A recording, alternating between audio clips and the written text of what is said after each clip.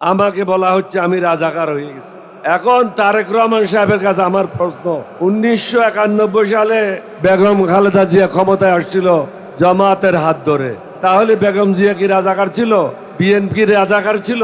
1996 সালে জামাত এবং আওয়ামী লীগ একসাথে মিলে বিএনপির বিরুদ্ধে সংগ্রাম করেছিল তত্ত্বাবধায়ক সরকারের জন্য। সুতরাং জামাত আওয়ামী লীগের সাথেও কাজ করেছে, 14 দলীয় ঐক্য জোটের সাথেও কাজ করেছে, বেগম জিয়ার সাথেও কাজ করেছে।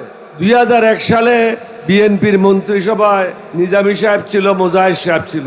আমি কিন্তু সেই মন্ত্রিসভায় ছিলাম না। তাহলে কি ওটা রাজাকারের মন্ত্রিসভা ছিল? আমার গায়ে গন্ধটা কোথায় পেলেন? আমি তো জামাতে যোগদান করি নাই। আমরা যারা বাংলাদেশের স্বাধীনতা সার্বভৌমত্ব রক্ষা করতে চাই, বিদেশিদের হাত থেকে বাংলাদেশকে নিরাপদ রাখতে চাই, বাংলাদেশের মানুষকে নিরাপদ করতে চাই, ইসলামিক আদর্শে বিশ্বাস করি, আমরা ঐক্যবদ্ধ হয়েছি। এতে আপনাদের গাত্রদাহ হওয়ার কোনো কারণ তো আমি দেখি না। এটা ভারতের বয়ান, বাংলাদেশের মানুষকে বিভক্ত করে শাসন করা। আপনার দলে যারা দালালেরা আছে তাদেরকে চিহ্নিত করেন। আমাদের কাছ থেকে আপনার কোনো বিপদ নাই।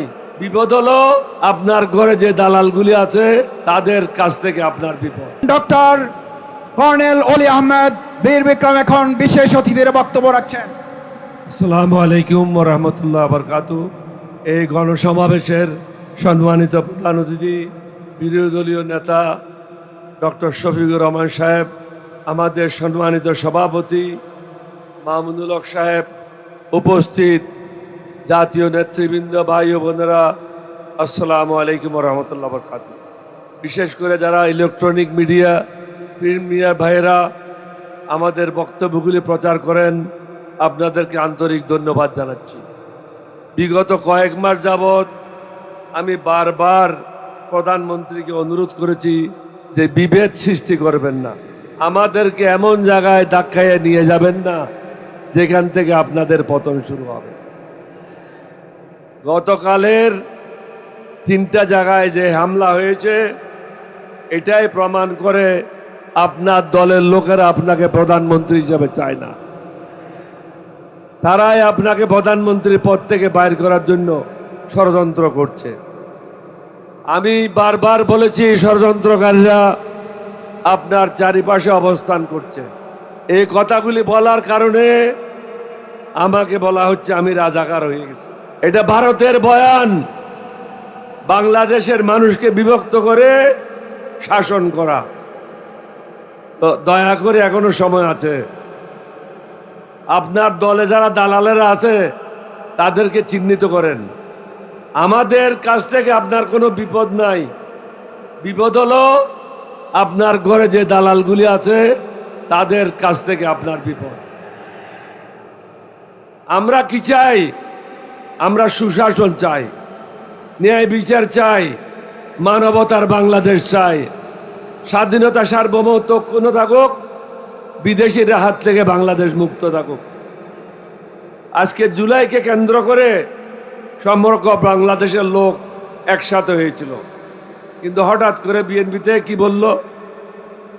এই সংগ্রামের সাথে আমরা যুক্ত ছিলাম না। এটা আপনাদের এই বক্তব্য। তারপরেও আমরা মনে করি জুলাইকে কেন্দ্র করে সমগ্র জাতিকে ঐক্যবদ্ধ হওয়া উচিত। আমাদের দাবিগুলি পূরণ করেন, দেশটাকে সুন্দরভাবে পরিচালনা করেন। আমরা আপনাদেরকে সাহায্য করতে প্রস্তুত আছি।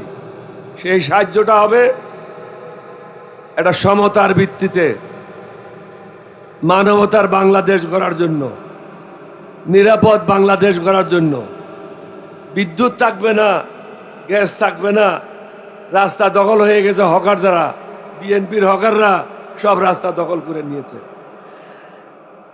আপনি তো বিএনপির হকারদেরকে সামলাতে পারছেন না। 18 কোটি মানুষকে কিভাবে সামলাবেন? আগে ঢাকাটা পরিষ্কার করেন, তারপরে বুঝবো আপনি সত্যিকার অর্থে বাংলাদেশের মানুষের মঙ্গলের জন্য এসেছেন। আমি লম্বা করব না, জোহরের নামাজ আসন্ন। আপনাদেরকে শুধু একটাই কথা বলবো, ইরানের দিকে তাকান। ইমানে বলিয়ান হয়ে সমগ্র পৃথিবীকে দেখাই দিয়েছে ইমানের সাথে কেউ মোকাবেলা করা সম্ভব না। বেঈমান মুনাফেককে দিয়ে দেশের কখনো মঙ্গল হবে না। আপনারা কি ইমানদারের কাতারে আছেন? এটা হাত তুলে দেখান না। সাংবাদিক ভাইরা দেখেন, ইমানদাররা উপস্থিত হয়েছে, যুদ্ধ করার জন্য প্রস্তুত। আপনাদের সবাইকে ধন্যবাদ। বাংলাদেশ জিন্দাবাদ। আসসালামু আলাইকুম রহমতুল্লাহ। এই জীবনের শেষ প্রান্তে এসে যে অভিজ্ঞতা সঞ্চয় করেছি তার ঝুলিটা একেবারে হালকা না। 24 সালের আজকের এই দিনে সংগঠনের ডাকে সকালবেলা আমি পল্টনের অফিসে হাজির হয়েছিলাম। ওদিন মিটিং চলছে প্রধানমন্ত্রীর দপ্তরে। আমরা 4 জন ছেলে একটা মিছিল শুরু করলাম কারফিউ ভাঙার জন্য, এবং মিছিলটা যারা দেখছে তারা বলছে বাবারে সরে যাও, তোমাদের গুলি করে ফেলবে। এবং মিছিলে যাওয়ার আগে আমি জাগপার যে সঙ্গী সাথীরা আমার সাথে ছিল, আমি বললাম তোমাদের মনে যদি ডাক দেয় যে আমি শহীদ হয়ে যেতে পারবো তাহলে আসো, আর নাহলে তোমরা থাকো, কারণ পরবর্তীতে আমরা মরে গেলেও তোমাদের মিছিল করতে হবে। 4 জন মিলে হাজির হয়ে গেলাম মিছিলে, এবং স্লোগান দিতে দিতে প্রেস ক্লাব চত্বর মাতম করে ফেললাম। 4টা মানুষ কখন বিদারী স্লোগান। আর সেদিন শেখ হাসিনার ভাইয়ের শেখ কামালের 75তম জন্মবার্ষিকী ছিল। কি খানা দানা পিনার আয়োজন করা হয়েছে। আল্লাহর মায়ের দুনিয়ার বাইর, পাপ তার বাপকেও ছাড়ে না। শেখ হাসিনা 1 লোকমা পোলাও অথবা ভাত মুখে দিয়ে যেতে পারেন নাই। আমার মৃত্যুর মালিক আল্লাহ, আমার জন্মের মালিক আল্লাহ, আমার রিজিকের মালিক আল্লাহ। ওতে ভয় ডর করে কোনো কিছু লাভ হবে না। নেতা ডাক দেবে কায়কাবাদের মতো, কে ওই শোনালো মোরে আজানের ধ্বনি, মর্মে মর্মে সেই সুর, বাজিল কি সুমধুর, আকুল হইল প্রাণ, নাচিল ধমনী, কি মধুর সেই আজানের ধ্বনি। আজান শুনলে আমরা মসজিদের পানে ছুটে যাই। নেতা ডাক দেবে, এবার রাজপথ গরম করা হবে শুধু না, ক্ষমতা সিদ্ধের ক্ষমতার পাটাতন তছনছ করে দেওয়া হবে ইনশাআল্লাহ। বিজয়ের পথে যাত্রা শুরু, জীবন অথবা মৃত্যু। আসসালামু আলাইকুম। আজকের এই ঐতিহাসিক দিনে আমরা জুলাইয়ের শহীদ এবং জুলাই যোদ্ধা যারা আহত হয়েছিলেন, পঙ্গুত্ব বরণ করেছিলেন, তাদেরকে শ্রদ্ধার সাথে স্মরণ করছি। 2 বছর অতিক্রম হতে চলেছে, এখনো পর্যন্ত গণহত্যাকারী খুনিদের বিচারের জন্য কার্যকর তেমন কোনো অগ্রগতি নেই। এটি হচ্ছে সবচেয়ে গুরুত্বপূর্ণ বিষয়। স্বাভাবিকভাবে প্রশ্ন আসছে, বিএনপিকে আওয়ামী লীগের সাথে গোপনে আতাত করে বাংলাদেশকে আবারও প্রতিবেশী রাষ্ট্রের করদ রাজ্যে পরিণত করার কোনো চক্রান্ত করছেন কিনা, স্বাভাবিকভাবে এই প্রশ্ন চলে আসে আমাদের সামনে। সংগ্রামী ভাই বন্ধুগণ, বহু আকাঙ্ক্ষিত জাতীয় নির্বাচন, এই নির্বাচনের ফলাফল ইঞ্জিনিয়ারিং করা হয়েছে দেশের জনগণের কাছে, তা পরিষ্কার। এরপরও বিরোধী দলের পক্ষ থেকে নির্বাচনকে মেনে নেওয়া হয়েছে গণতান্ত্রিক অভিযাত্রাকে এগিয়ে নেওয়ার জন্য, দেশের স্থিতিশীলতার জন্য, জনগণের অধিকার প্রতিষ্ঠার জন্য।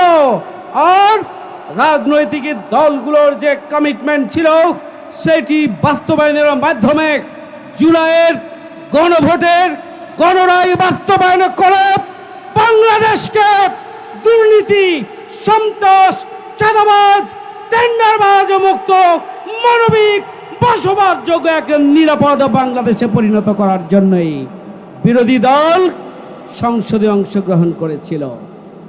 কিন্তু দুর্ভাগ্যজনক হলো সত্য, বিএনপি 70% মানুষের গণরায়কে পদদলিত করেছে।